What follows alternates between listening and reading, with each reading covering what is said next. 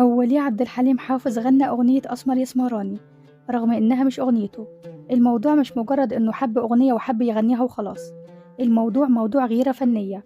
لما اتعمل فيلم الوسادة الخالية سنة 1957 كان من إخراج صلاح أبو سيف ومن بطولة عبد الحليم حافظ ولبنى عبد العزيز.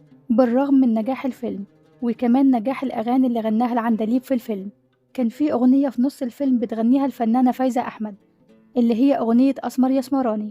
بعد ما اتعرض الفيلم، أغنية أسمر يسمراني نجحت مع الناس جدا بجانب أغاني عبد الحليم حافظ. عبد الحليم ساعتها حصل له غيرة فنية، وساعتها قال عبد الحليم ليه ما أغنيهاش أنا كمان؟ وفعلا غناها قدام الجمهور وسجلها.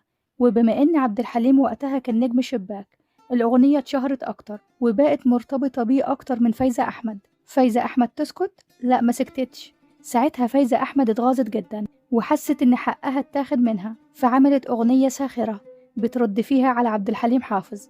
الأغنية بتقول هاتولي وبور الحريقة، على وزن أغنية عبد الحليم اللي بيقول فيها قولوله الحقيقة. لكن الأغنية ما لقتش شهرة كبيرة.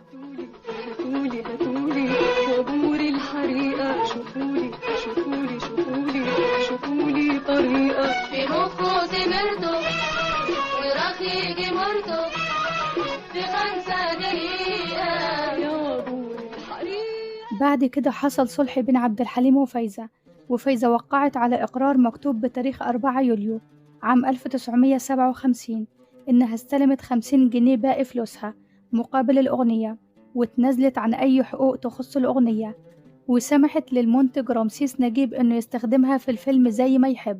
وده معناه إنها كانت عارفة إن عبد الحليم حافظ كان هيغني الأغنية، ووافقت رسميا حتى لو كان غصب عنها أو تحت ضغط السوق. والكلام ده أكدته جريدة الدستور ساعتها.